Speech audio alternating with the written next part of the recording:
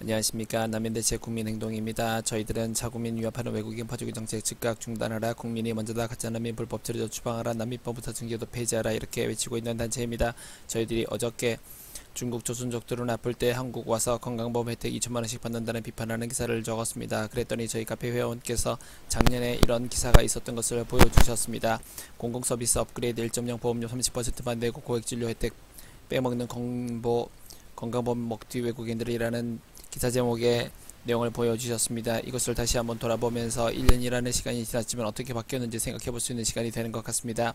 지난해 C형 간염약이 국내에서 큰 논란을 불러일으켰다. 중국 동포와 중국인의 고가의 C형 간염약을 우리나라에서 집중적으로 처방받은 문제 때문이었다. C형 간염약은 한 알에 25만원에서 30만원에 이른다. 하지만 건강보험을 적용받으면 약값의 30% 정도만 내고 처방받을 수 있다. 약은 12주를 사용하면 환자에 따라 약치율이 최대 97%에 이를 정도로 효과가 높다. 이 약들은 2016년 5월부터 건강보험이 적용됐다. 제가 왜 갑자기 이런 말씀을 드리냐고 하면은 조금 전에 유튜브를 다른 유튜브를 봤는데 말을 이렇게 하는 사람이 있었습니다. 그런데 상당히 인기가 많았습니다. 그래서 저도 한번 따라해보는 것입니다. 만약 이것이 재미없고 불쾌하시다면은 비공개하거나 삭제하도록 할 테니 의견들을 남겨주시면 되겠습니다. 중국 독보사회 증언을 중심으로 이런 점이 알려지면서 건강보험 지역 가입자 차기를 얻을 수 있는 최소 기간이 3개월 정도만 국내 체류에 집중적으로 예약을 타가는 행태가 나타났습니다. 실제로 중국인 266명 2016년 국내 의료기관에서 보인 부담금 12억 8,472만원만 내고 30억 8,960만원의 C형 간염 보험 혜택을 받았다. 지난해 1월에서 9월에는 274명이 13억 2,504만원을 내고 31억 7,877만원어치의 콤보 혜택을 받았다. 말이 복잡하고 어렵지만 어쨌든 조금 내고 엄청나게 많은 돈을 우리 국민들 세금으로 썼다는 얘기입니다. 그리고 작년에는 3개월 정도만 국내 체류에도 의료보험 혜택을 받을 수 있었다는 얘기를 하고 있습니다. 2018년 지금 기사를 보여드리고 있는 겁니다.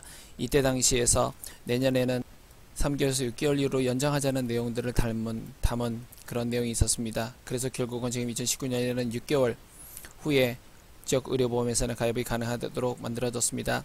여기에서 김상희 더불어민주당 의원은 지난 10월 일정 요건을 갖춘 외국인은 지역가입자로 당연 가입하도록 하고 보험료를 체납해 완납할 때까지 보험급여를 받지 못하도록 하는 건강보호법 개정을 냈다. 사실상 외국인 건강보험 먹튀 논란의 종지부를 찍을 수 있는 방안이지만 아직 국회 본회의를 통과하지 못했다. 일부 시민단체는 가난한 외국인의 보험료 부담이 늘어난다며 반대하고 있다. 그러나 복지부 관계자는 현실적으로 우리가 시도할 수 있는 시대의 방법이라며 정치권이 합심해 힘을 보탰으면 한다고 말했다. 건강보험 도용 문제에 해결도 시급하다. 국내 가족이나 지인이 있는 해외 동포가 건강보험증을 빌리거나 주민등록번호를 외운 뒤 보험 혜택을 받는 사례가 빈번하기 때문이다. 복지부와 건강보험원 공단은 전자건강보험증과 지문인식 등 다양한 대책을 내부적으로 검토했지만 비용 대비 낮은 효과 탓에 지난해를 끝으로 도입 논의를 중단했다. 전자건강보험증과 지문인식 시스템 도입에는 2천억에서 6천억 원의 비용이 소요될 것으로 예측됐다. 이미 무인 민원 발급기에도 지문을 활용해 건강보험 관련 질문서를 발급할 수 있지만 비용 부담을 우려하는 의료계 반발과 정보 유출 우려를 제기한 시민단체 반대로 논의에 진전이 없다. 그러나 문제를 마냥 발전할 수 있는 상황이 아니다. 2013년부터 올해 9월까지 외국인 32만 4,794명이 건강보험증을 대여 도용하거나 자격 상시로 건강보험 급여를 받았다. 적발한 부정수급액이 지난 5년간 280억 원에 이른다. 부정수급액은 2013년 33억 8,300만원에서 지난해 68억 4,600만원으로 급증했다. 당국이 적발하지 못한 금액은 이보다 훨씬 많을 것으로 추정된다. 독일은 1994년 건강보험 대여와 도용 문제를 해결하기 위해 전자건강보험증을 도입했고 프랑스와 대만도 각각 2001년과 2004년 이 제도를 도입했다.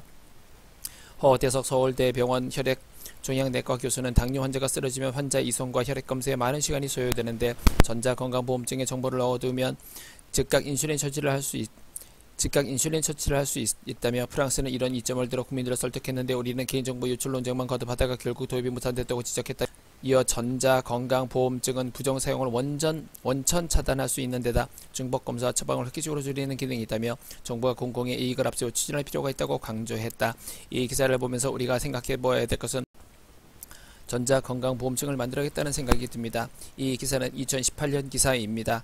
그리고 2019년에는 어떤 것이 바뀌었느냐. 우리 남면대책 국민행동 회원 여러분 열심히 노력해 주셔서 3개월 동안만 우리나라에 있으면 국민의료보험에 가입해서 마음대로 엄청나게 작은 돈으로 엄청나게 큰 돈을 혜택을 볼 수 있는 이런 제도가 6개월 이후로 바뀌게 되었고 그리고 3개월 이후에도 가입을 할 수도 있고 안 할 수도 있었는데 지금은 무조건 가입하게 된 그렇게 조금 더 옛날보다는 악용하는 것을 막긴 막았지만 아직도 부족함이 있고 조선족들이 특히나 굉장히 많은 혜택을 받았다는 기사가 나왔습니다.